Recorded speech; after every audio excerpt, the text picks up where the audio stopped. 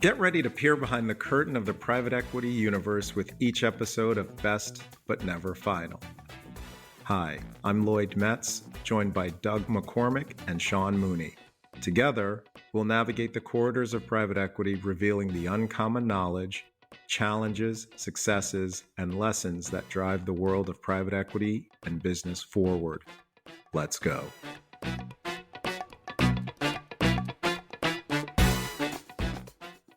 It is great to be back with Doug and Lloyd for another awesome episode, along with a special guest. So before we introduce our special guest, let's dispense with the niceties. Doug and Lloyd, how you guys doing? Hey, Sean. Good. Looking forward to this episode. All right. We're really pleased to have a special guest today. We're pleased to bring into the fold Dave Roberts, Managing Director with Houlihan Lokey and their sponsor coverage group. Dave, thanks for joining us. Thanks for having me, guys. It's a delight to be here with all of you and my old friend, Doug McCormick. Always good to log a little quality time with him. You highlight old there, and I know that, Dave. But, Dave, I think you are our first outside guest on the podcast, so that you're either a brave soul or just poor judgment, one of the two. Well, sometimes during pitches, Doug, they will show a picture of me that's pulled from 2004. And often I'll get the comment, does your son work at Houlihan? So maybe these are dog years, as I think Sean was saying earlier. Well, this will be good. Dave is a grand experiment. He's a brave soul. We're going to bring him into the fold. And really, this came out of a conversation that Doug, Lloyd, and I were having about really trying to understand what's happening real time in the M&A markets. Everyone's guessing, are they ever going to come back?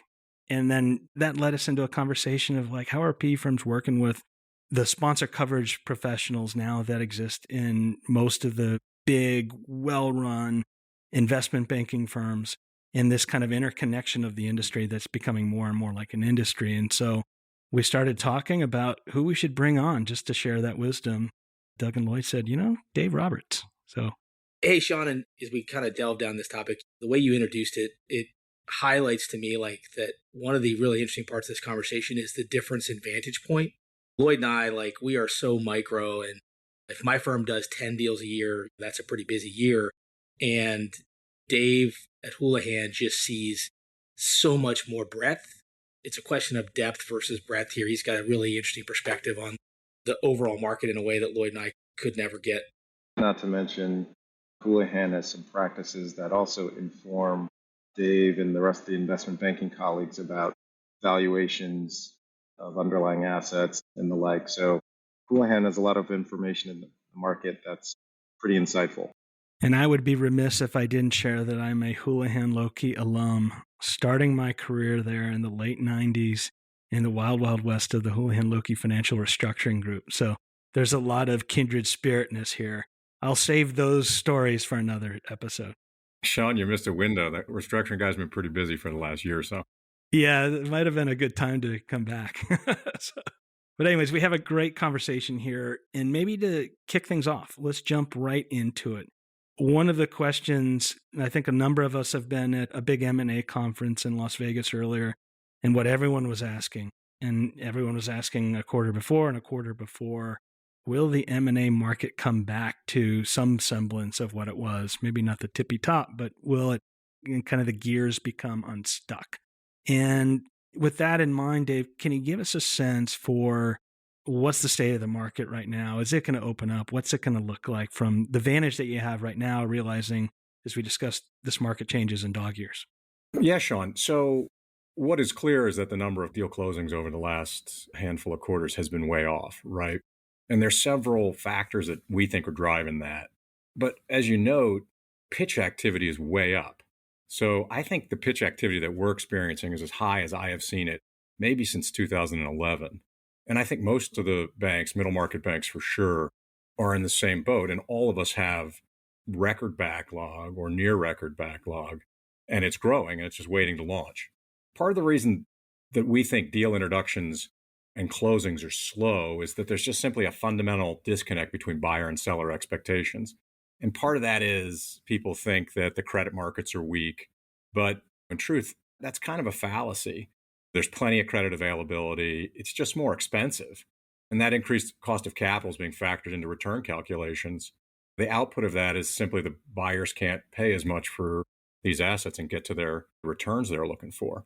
And this is combined with the fact that the sellers all are targeting 2021, 2022 multiples in their minds, just kind of a disconnect. One of the other things we're seeing is due diligence is taking longer. It seems like people are grinding on issues. They used to be, they needed a 90% certainty. Now they need 95% certainty, or they need more to really make an investment decision. And I'd be curious on Lloyd and Doug's view on that. Some of the assets that banks like a lot of the middle market banks have in-house, they've had some performance issues. And so lots of these funds are waiting to hit the button to go out to try and grow back into the improved performance that will get them to what they'd like to see on their target returns. So those are some of the things that we're seeing. We're also hearing once in a while that the national election is something that people are trying to get deals out in front of. We're not really seeing that. And historically, that hasn't really had an impact on M&A. Those are some of the issues that we're seeing.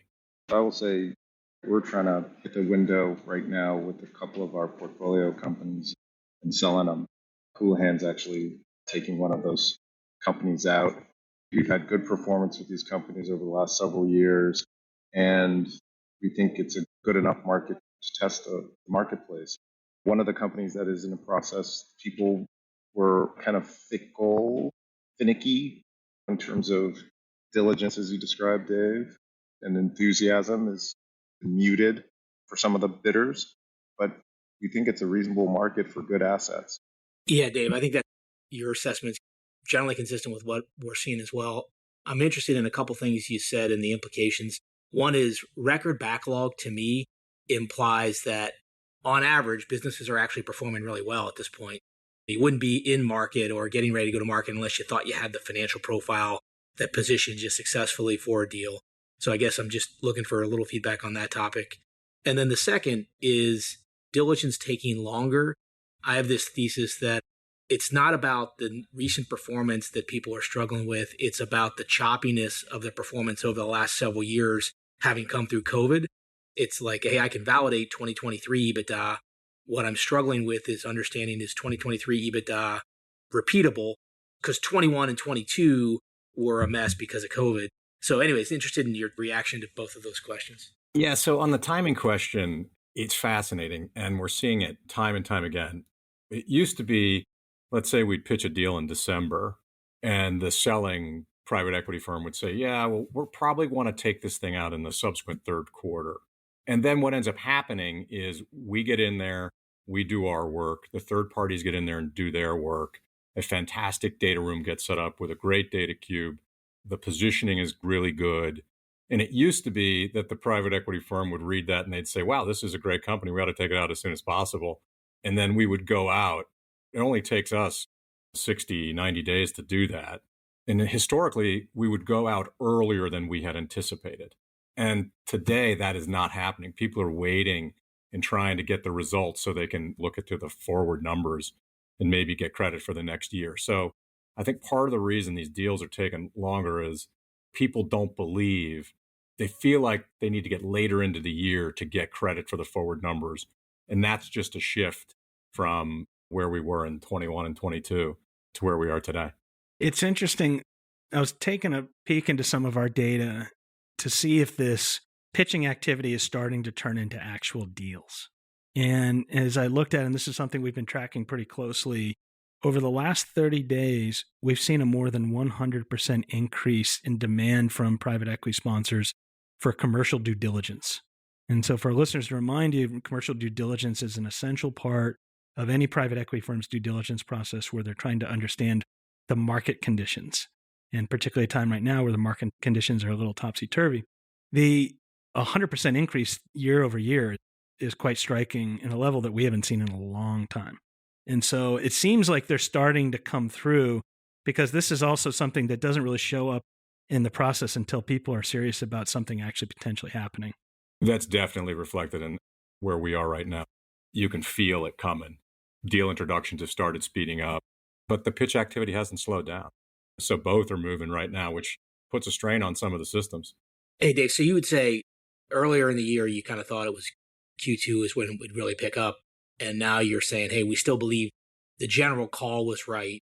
There's going to be a return to something that looks normal in terms of deal activity, but the precision was probably off, and you think you're delayed by another quarter or two? It's not just me, Doug. I participated in a survey in February, 40 bankers and 30 private equity professionals. Everyone was asked, rank the quarters of 2024 in terms of what will be most active and what will be least active. And almost to a person, everyone said, in terms of most active to least active, it was going to be Q2, Q3, Q4, Q1. As we sit today, it's May 16th. The spigot hasn't been turned on fully. So I think that is going to push out a little bit. We think that this year still has a ton of opportunity to restart the wheel. And we heard this at the conference that Sean referenced. We heard some people looking to later in the year than we think. But my sense is, and based on what we're seeing over here, that deal flow should speed up here in relatively short order. But I've been wrong for a couple quarters. So when the seal breaks, do you think it's going to be that flood like we saw, I think, in 2021?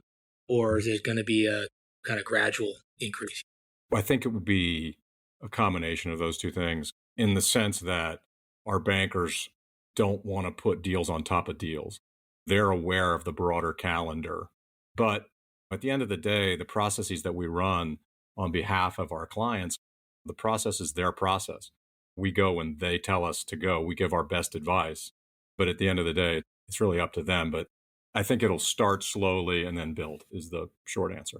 In the beginning of the conversation, you were talking about how basically this is an interest rate driven phenomenon. Expectations are lagging in terms of buyers feeling like their assets are worth more than the market will pay today. I guess I'm curious, do you see a difference between the composition of the pipeline, i.e. private equity sellers versus entrepreneurs and founders today versus normal periods? That's a good question. It's funny, over the course of our firm's M&A business, it's really inverted. It used to be 70% founder family, 30% private equity, and now it's inverted. It's probably closer to 70%, 80% private equity. But we're still doing a lot of founder and family deals, which makes our deal flow interesting across lots of different kinds of private equity firms. But right now, I think we're seeing a healthy mix of founder-owned and private equity-owned businesses. I think really it's more asset-specific than seller-specific. So, Dave, you've got this great vantage across private equity, particularly in the perch that you sit in the sponsor coverage world. One of the things that we certainly have heard from LPs is they're saying, private equity, you got to start selling. And your portfolios are getting a little older. Why do you think that's happening from the vantage that you see? And then when do you see that changing, if at all?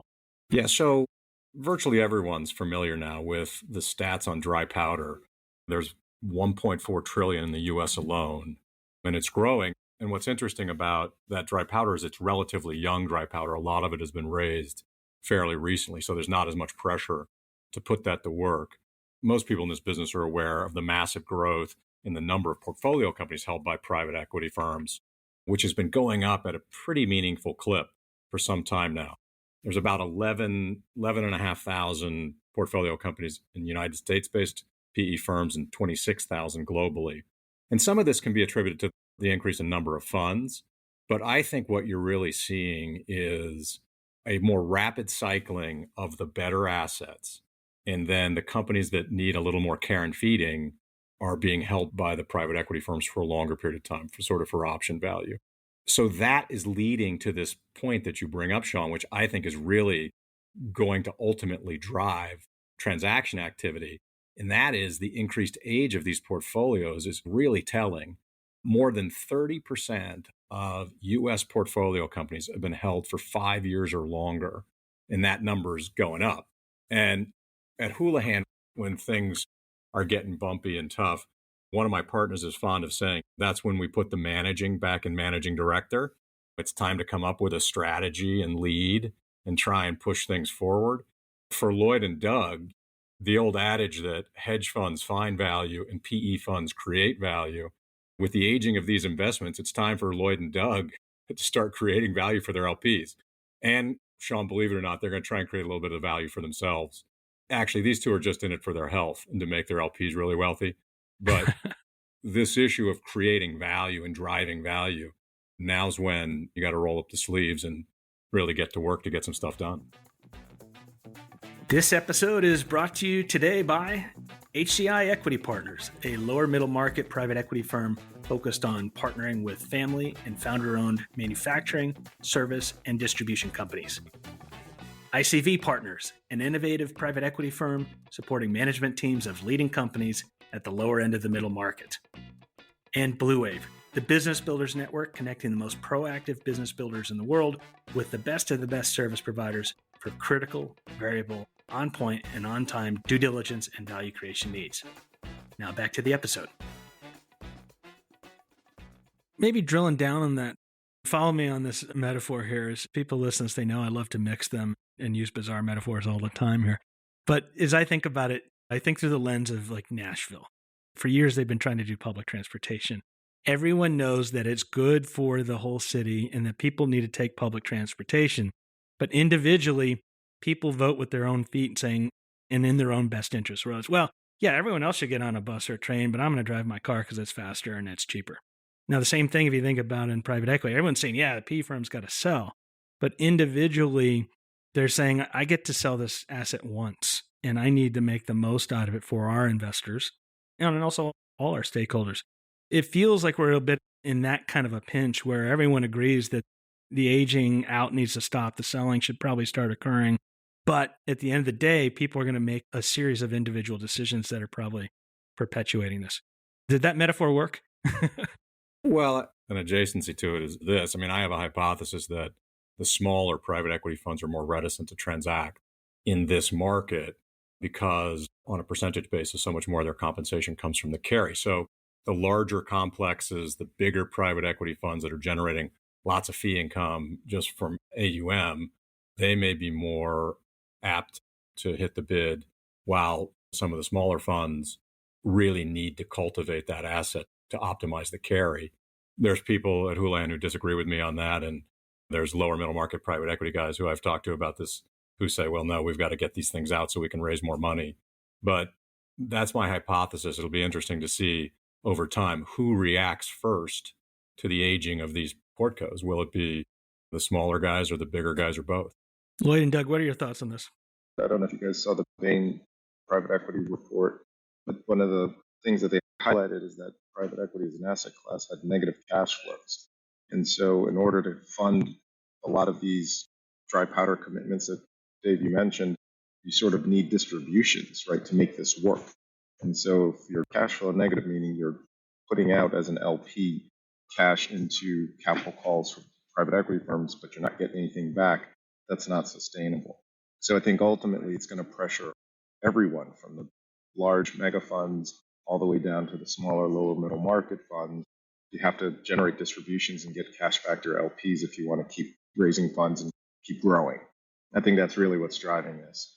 I just think as you think about the choice you highlighted in terms of sell now or hold on and try for a better outcome later, I think that's the tension between MOIC and IRR.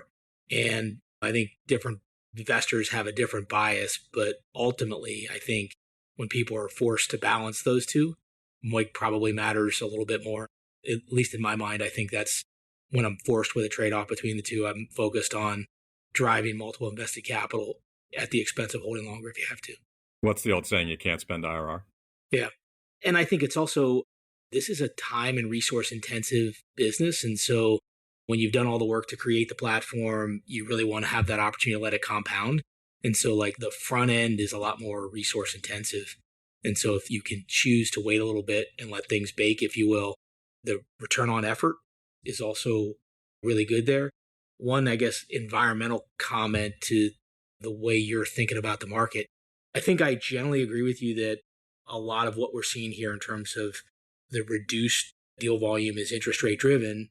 In my own view, is hard to imagine a worse time to try to transact with little visibility into the long-term interest rate environment, right? Like interest rates, seeing all the inflation curves and all the other stuff, like could interest rates be in a relatively different place in 12 or 24 months?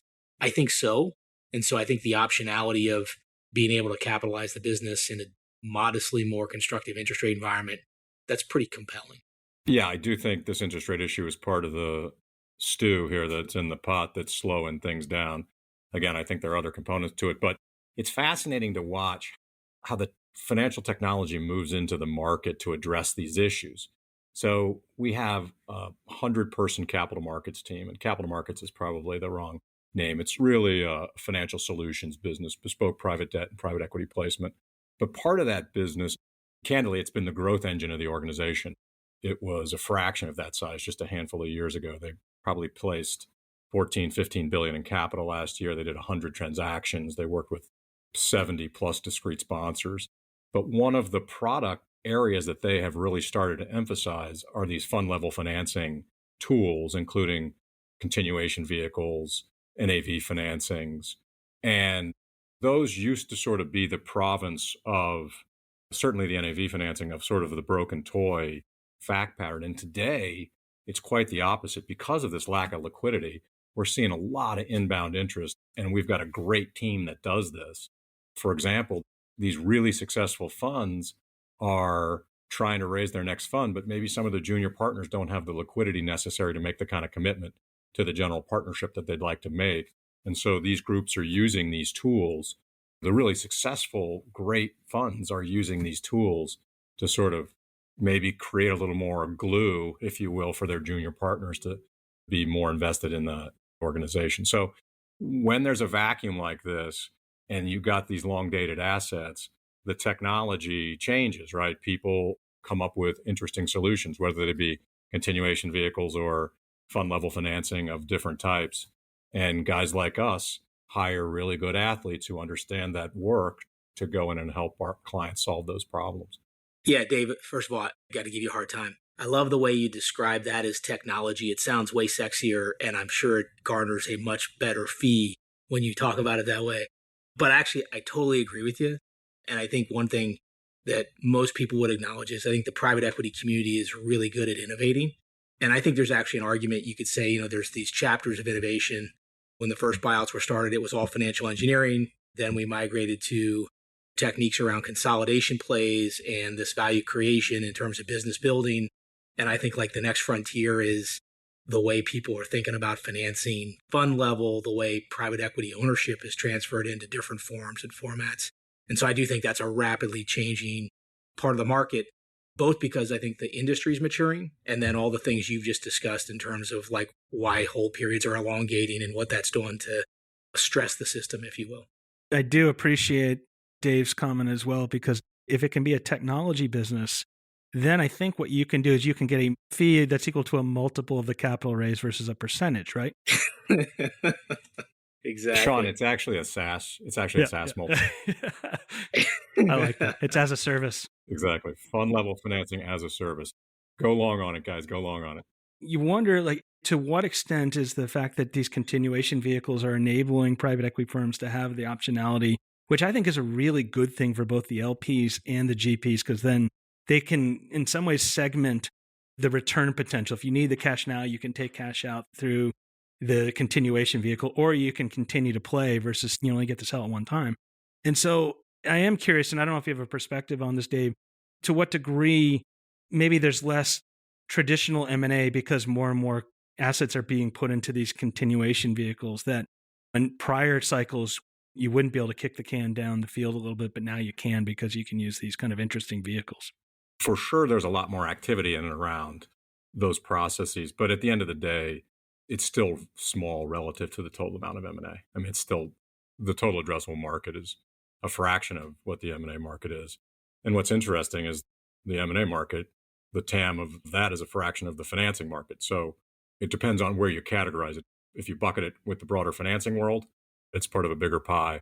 But just those kinds of transactions relative to total M&A are small. Okay. Maybe to wrap this part of the conversation up, it's going to be very interesting to monitor this kind of aging out of the portfolios across the PE industry, in part because I think not necessarily even an issue related to PE. If you think what's going on in PE, it's optimization and timing. They're waiting until the environment's just a little bit better because you only get to sell an asset once from their perspective. But if you look at the broader portfolios of the allocators, it becomes more of an issue of quality of kind of asset. So outside of PE, which by and large is performing, as they typically have done through cycles, you also look at other large parts of the limited partner asset allocator portfolio, which includes a lot of real estate, particularly commercial real estate and venture capital, which by and large have not been marked down yet. And so it's not only about just the timing of cash in total across a broad portfolio, but it's going to be certain portfolios when they get accurately marked probably just aren't going to deliver what they're on the books for. So that pressure is going to build when you're the one kind of ship that's still floating and sailing. Everyone's going to be swimming towards it a little bit. There's always been a flight to quality in this business. When you look at the longitudinal returns in the space, the big complexes have done really, really well as a group. But an interesting overlap to what you just asked and this new technology, which I'm calling technology, Doug, is the fact that people are using these fund level tools for DPI, for distribution to paid in capital. So in some instances, they're using these fund level techniques to scratch the itch that their LPs have, which is to get dollars returned to them. So they can almost do like an advance or the private equity equivalent of the payday loan. We'll give it to you now, but we'll get it later because the rest of the portfolio is strong and we could. That's interesting. Yeah. Advance rate's low, but yes, that is correct. This is, I think, a really helpful lens into what's happening in the broader M&A markets. And maybe with the foundation set here, let's kind of take it back to the fundamentals and the foundations of this conversation. And Dave, one of the things that as I started in the late 90s in investment banking, there really wasn't a sponsor coverage model that was established at that point. The whole private equity market was smaller. There were fewer private equity firms. There were fewer private equity buyers. It wasn't nearly as complex. And now this industry has turned into an industry. And one of the most critical roles that's come out of that is the role of a private equity sponsor coverage investment banker that serves as that kind of glue in between the two ecosystems. So maybe for those of our listeners that aren't as familiar with the inside baseball, can you share a little bit about what role private equity sponsor coverage investment bankers serve? Sure.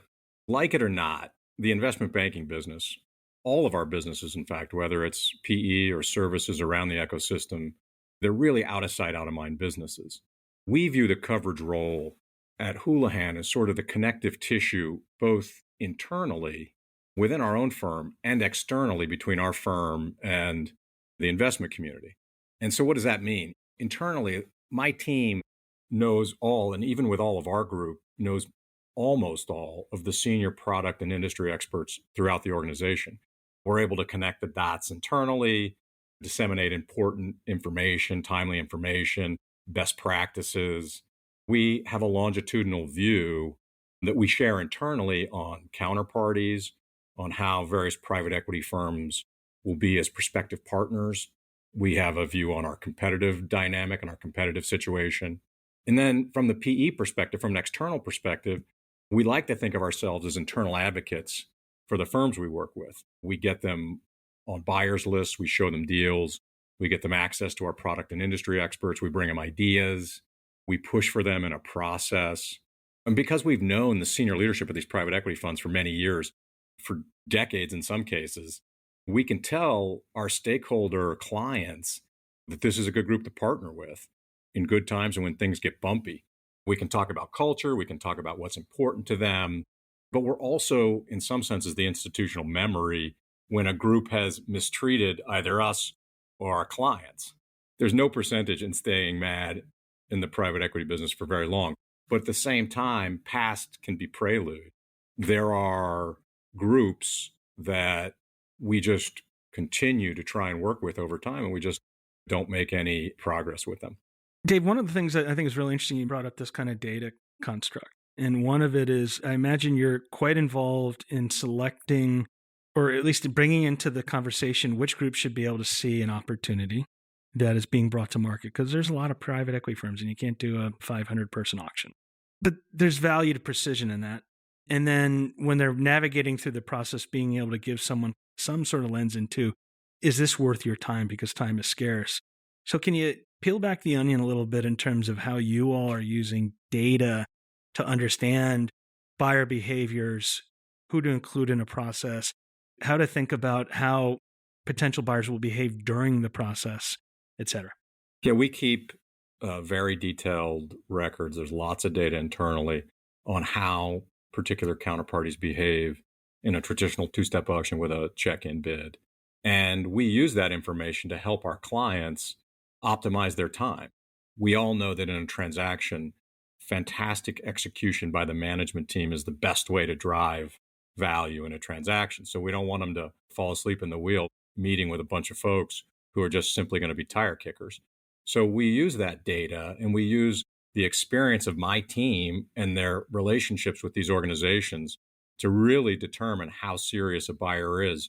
And we really try to make sure that our clients are not wasting time with guys who are unlikely to transact. We sell more companies than any other firm in the world, and we have sold more in the US for the last several years. And we use that data to our clients' advantage. It's set up in such a way that there's a constant feedback loop about whether or not any given organization should proceed in a process. And my team is part of that analysis. Dave, can you give some examples of what you guys are tracking or keeping records of? Bid behavior, for sure. Bid behavior is the easiest one. What they do with respect to terms in a purchase agreement. One of the key metrics that we check, Lloyd, is how many IOIs does a group have in on our deals at any given time? So let's say you've got, in a hot market, you've got 5, 6, 7 IOIs in on our deals at any given time, which means you've probably got meaningfully more across all the middle market banks. Do these organizations have the resources to focus, or are they really just testing the market to see if a management meeting's in the offing? Those are the kinds of things that we're paying real attention to. But I'll tell you, part of the value of sponsors coverage, whether it's Houlihan or any bank, is really the ability to understand the things that aren't on the website. Anybody can look at your website, Lloyd, and see what companies you've done and what companies you're in today. But what they can't tell is, where have you made money in the past? Where have you lost money? Because a lot of times you don't find that on the website. The other thing, we can tell you which deal professional inside of an organization hasn't done a deal in 2 years. I can assure you, back when I was running deals, I liked it if somebody hadn't done a deal in a long time. Sometimes they were willing to do unnatural things in the event to get a deal done. And I can remember a deal vividly where that was exactly the fact pattern. It really allowed us to push the envelope in the transaction when it came to the short strokes. Some of that's softer, and that's just simply having hung around the rim for as long as a lot of us have. But part of it is really just the hard data that our organization and many organizations keep. I'm struck as you articulated your role in the coverage group's role. Obviously, you're bringing good value to your clients, but it's actually one of those scenarios where there's really good value to both parties here. So I'll speak for our strategy in particular, but we're generalist, lower middle market, more agnostic to end market and focused on business models and consolidation. And so for me, I'm less likely to have a deep relationship with the end market banker, the distribution banker, the healthcare banker, or what have you. And I'm trying to leverage the entire resources of the Houlihan firm, and having one person that can help me navigate that is valuable. And also, I think you can speak for the recurring nature of the relationship. So if you need to plug me into a part of the group that I'm unknown to because of a longstanding relationship that's been mutually beneficial, you can exercise the organization in a way that I probably can't, just given the lack of continuity or history. The value proposition is unique in the coverage role for financial sponsors, given the nature of the repeat business. If you're an entrepreneur, you probably have 1 or 2 transactions in a lifetime, whereas a sponsor could be doing several or several dozen a year. And I think the value is really enhanced just given that dynamic. Lloyd, how about you? How do you interact with sponsor coverage professionals? So we tend to work with our sponsor coverage bankers to give us intel on the marketplace. What are they seeing in terms of deal flow, in terms of sale assignments? What kind of behavior are they seeing with prospective buyers? Because we're generally prepping our portfolio companies for sale 18 to 24 months in advance. So we start trying to gather intel on market conditions and behaviors well in advance. We also, and again, Dave may not like to hear this, but we use our coverage banker partners as intelligence gatherers for us as we're thinking about new industry spaces to go explore. You may have at Houlihan sold a set of companies in a particular market space that we think is interesting. So we'll ask our coverage banker, can you go find out information for us? How big was this company? How fast was it growing? Ballpark, what kind of multiple did it sell for? Just to help us get smarter on an area that we may want to start investing time to get a marker on the board and a new investment. You use them as thought partners as much as we possibly can. And to the extent we're able to do that within the bounds of confidentiality and otherwise, we're delighted to do it. Exactly. But gentlemen, and by the way, as difficult as it is for me to do, I'm going to give Doug a compliment. He and his guys do a great job of interfacing with my team and the folks that are relevant to him at Houlihan. And Lloyd, your reputation is the same, that you guys really do a nice job of making sure folks are in the loop, and you're very good at collaborating. But gentlemen, you got to keep in mind that in the relationship between middle market investment banks and private equity funds, the opposite of love is not hate. The opposite of love is ambivalence. There are firms out there where we have a cordial relationship, but we don't view it as commercial. And that puts a PE fund in a place where they definitely do not want to be. And that's on a list of 100 other PE funds that look just like them. Are you guys familiar with the term jam-off? People don't use it really anymore, but it means just another middle market buyout fund. You really don't want to be on the jam-off list. At a place like Houlihan and our peers, the integrity of the process and driving great outcomes for our clients is paramount. I mean, full stop. That's what we're due. That's why we're in business. And that's why we've grown the way we've grown. But after that, we're going to do what's right for our organization and right for our shareholders. So firms that are unresponsive, difficult to work with, burn a lot of our resources outside of a deal context, they begin to fall into this cordial but not commercial category. And there's lots of funds that are really big and think they're important, and therefore they think you need to pay attention to them. It's really not how the business works anymore.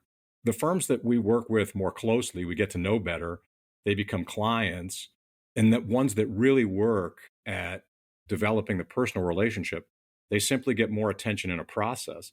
At the end of the day, ours is a people business. The bankers want to work with others who they know, who they like, who they believe value them as advisors, as an industry or product expert, and candidly value them as people. At the end of the day, guys, this is a people business.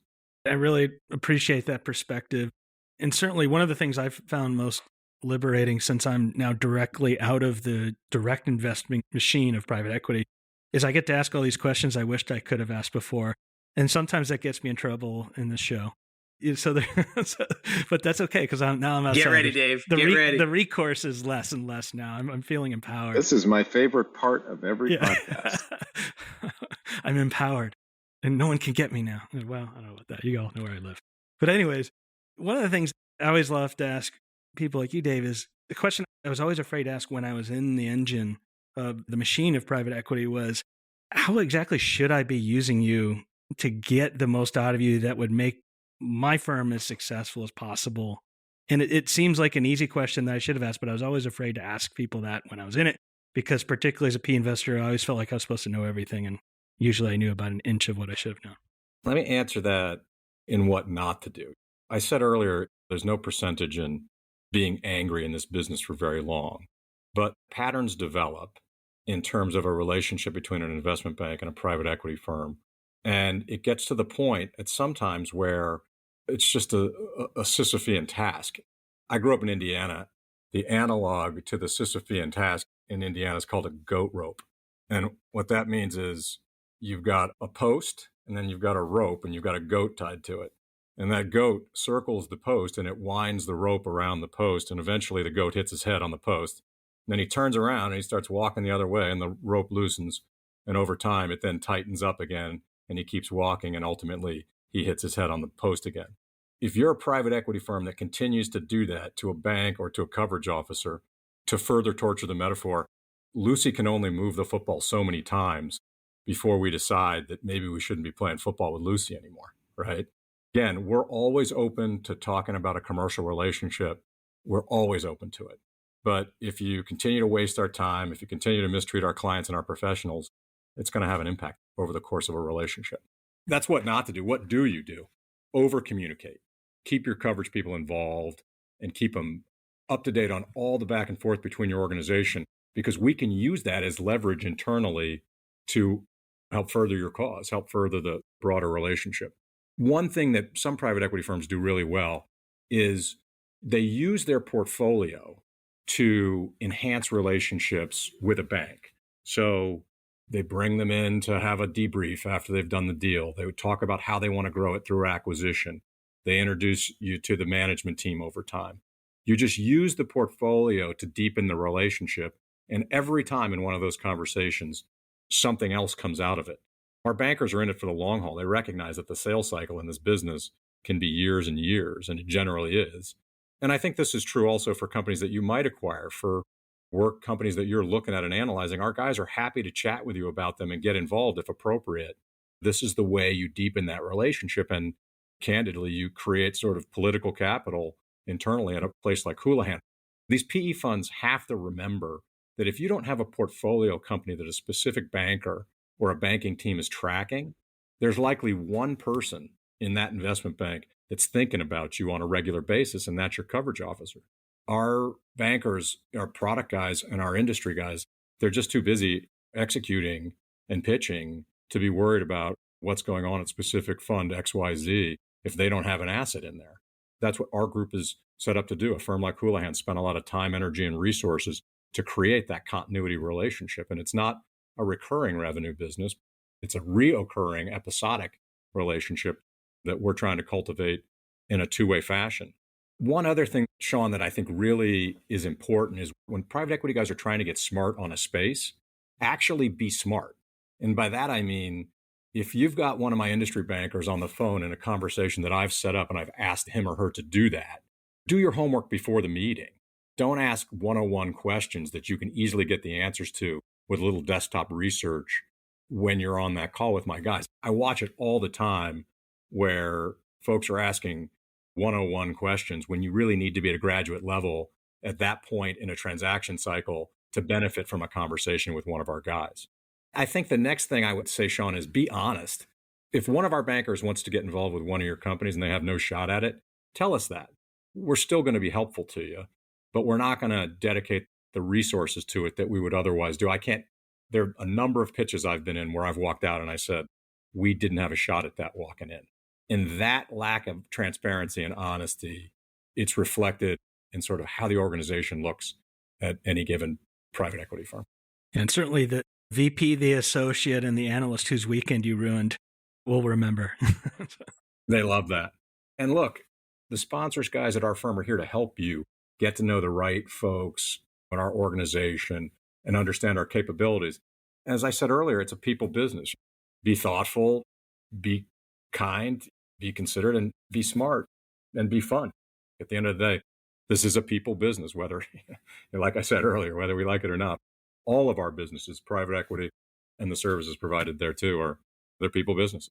Yeah, Dave, a couple things you said there really resonate with me. I think the one would be this whole concept of we may have the relationship from sponsor to Houlihan in your coverage group, but the real value can be derived by making the direct linkages between the industry coverage banker and the portfolio company, because there's value outside of the transaction, right? Like I think our portfolio companies are better served for having interacted with those teams because they're challenged, they're understanding the market, and it positions you guys well to be successful, to give good advice and get hired.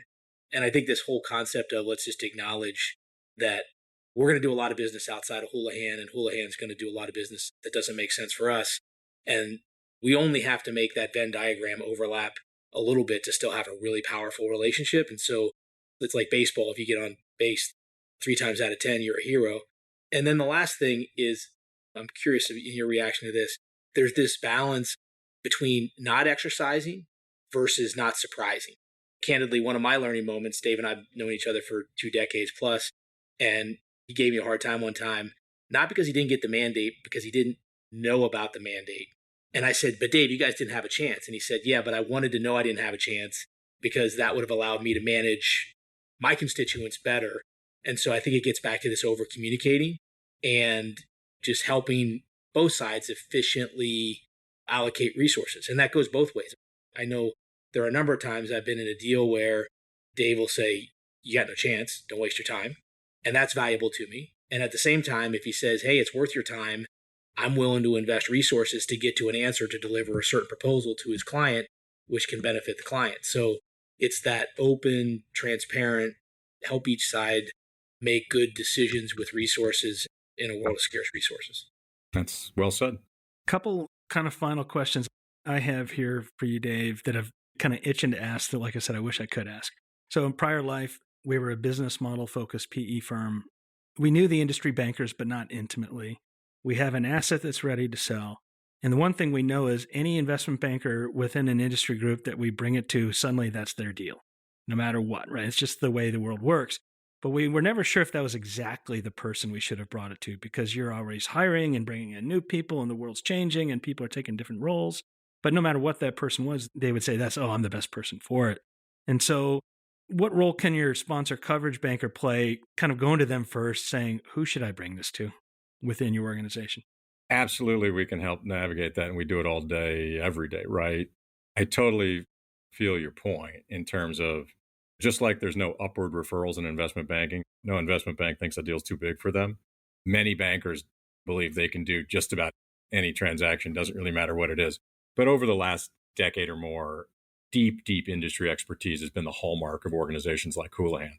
We're just getting deeper and deeper as we grow. We've got 10 broad industry groups, and inside that we have subsections, and those numbers are in the mid-low hundreds today. Over time, it's going to go into the several hundred in terms of subgroup expertise. So your sponsors guys can help you navigate that. But what's really powerful is when it touches 2 subverticals, right? Or 3. Our system is set up to use the sponsor guy to get the right team on the field to team tackle and win. And there are other organizations where if it touches healthcare, but really is a business services company, whoever gets it first goes with it. Our system is designed to make sure all the relevant industry subvertical experts are involved because candidly, it helps you win the work. We're pretty good at, once we've won it, sorting out credit over time. But we want the right guys in front of you, and we want to define the right roles in a pitch, ideally well before the pitch, ideally years before the pitch, so that your management team has seen these guys and they've talked to them over time. And as Doug was saying, that conversation leads to other benefits. Maybe a deal's in market that we're not banking and they should know about it. Or maybe there's a small tuck-in that would be too small for us to bank that we might be able to refer into them. So there's a lot of ancillary benefits to using the sponsors guys to absolutely make sure you're talking to each of the right touch points, not just the right touch point. Dave, the last question I have that I'm curious about really kind of was inspired by another one of these liberating conversations I had when I spun out of PE to do Blue Wave. And I was talking with a friend of mine as a banker, and I was asking him, we were having a beer after probably some conference or something like that. And he was saying, the one thing I was really surprised that you all never did was follow up to me after you bought one of our assets to just kind of see, like, what are you seeing? What are the things that we should be thinking after the sum total of this process here? Because we see a lot of things, not only in this process, but everywhere. And you would never come to us and ask us, like, what are the lessons we can learn? And if I were candid about myself, it's probably because of I got to act like I know everything. And everyone who knows me knows that's far from the truth. So what's your thoughts on that kind of opportunity that may or may not be missed after a process? Yeah, spearheaded by our business services, the former head of our business services group and now one of the heads of corporate finance, we use a roadmap approach to identifying an asset, tracking it over time, working with the CEO, working with being involved in our conferences, and then ultimately getting to a point where it might be a pitch and then a transaction. One of those steps is the post-transaction follow-up with the buyer. And again, I said earlier, within the bounds of the integrity of the process, we don't reveal anything that would be confidential information, but we do sit down with the buyer and really walk them through some of the salient points of a transaction, including what items did others due diligence in a way that you didn't and why. This post-transaction meeting typically includes a list of potential add-on targets that we're aware of that they should be thinking about. But we really get in there and help them think about not only how they maybe didn't think of something the way others did. But we also really help them think about how the broader market thought about issues. And really, it helps them frame their strategy going forward, because ultimately they're going to build the asset into one that they want to optimize for sale. We spend half a day in most instances, and candidly, in just about any instance that we can, with the buying shareholder and really talk through what were those issues. Again, not tied to a specific alternative buyer, nothing that would compromise the process in terms of the integrity of the process, but really what they can use, concrete things that they can use as they think about their tactical plan and their overall strategic plan to really build that business into what should be hopefully a great exit that hopefully we're banking. That's part of the idea. Yeah, Dave, that is so intriguing. You get back to one of our first comments. I said we have this difference of the micro view versus the macro view. And as a firm that's trying to invest in capabilities to really build businesses, like we have a view of what a good business looks like, but that market check is the ultimate arbiter, right? Like forget about what I think in theory, it's how the buyer community is going to look at it. And so like that gut check early on as you're developing your strategic roadmap is super helpful and interesting. Remember, our industry guys are living in these subverticals all day, every day. Yes, there are private equity professionals that do that too, but many have a slightly more generalist approach or maybe have a couple of industries that they're tracking. And our guys are happy to come in and really help you benchmark relative to other deals that they have seen or worked on, give you strategies that other people are thinking about to how to grow your business in such a way that you can optimize multiple over time, find a great acquisition strategy. The other thing that we do a ton of is help our clients think about personnel. We know lots of guys in these subverticals and in these broader verticals. And if you're looking for a board member, if you're looking for an executive, we're always happy to make those connections because it's all part of a virtuous circle that hopefully ends with a better relationship over time and potentially a client engagement. But that's something we do all the time. It's table stakes. We think we're pretty good at it, and we're always delighted to do it for our friends. That's a really great point. And if you think about the name of this podcast, it's Best But Never Final, right? Everyone's constantly trying to get better and better and better. And I think that's probably something all of us on this episode share. And as I look back and reflect on things I wish I knew or did before, and there's many of them, that's one that strikes me right out of the gates. Like, why didn't I do that? How do you work more strategically with your strategic partners towards a more beneficial outcome that ultimately is going to help this whole kind of karma wheel of business improve for everyone? Does that kind of resonate with you guys? Yeah, absolutely. That's a great suggestion, Dave. I'm taking notes right now. Make sure we start doing that. And our guys are delighted to do it. Again, they know the sales cycle in this business is forever.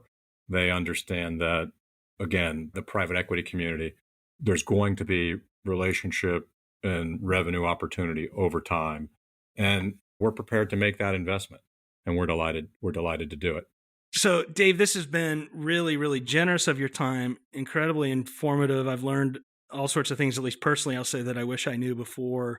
For our listeners who would like to get in touch with you or Houlihan Lokey, what's the best way to reach out and get in touch? You can just go to our website. I'm on there and just send me an email. I'm happy to chat. And again, we'll find whatever your question is. If we can answer it, we'll direct it to the right folks internally. Great. Well, we really appreciate you joining us. This is a fun conversation. Thanks, Dave. I'm delighted to be here. Thank you, guys. It's an esteemed group you've put together, Sean. So thanks for letting me be part of it today. Thanks a lot, Dave. Thanks, Dave. A special thanks to HCI Equity Partners, a lower middle market private equity firm focused on driving transformational growth through consolidation strategies by partnering with family and founder-owned manufacturing, services, and distribution companies. Learn more at hciequity.com. ICV Partners, an innovative lower middle market private equity firm supporting management teams of leading companies at the lower end of the middle market. Learn more about ICV at icvpartners.com. And finally, Blue Wave, the Business Builders Network, connecting the most proactive business builders in the world with the best of the best service providers for critical, variable, on-point, and on-time due diligence and value creation needs. Learn more about Blue Wave at bluewave.net. For further information on HCI, ICV, and Blue Wave, and relevant topics discussed here in the episode, please see the episode notes for links. The views and opinions expressed in this program are those of the individuals presenting and do not necessarily reflect the views or positions of any other persons or entities, including those referenced herein.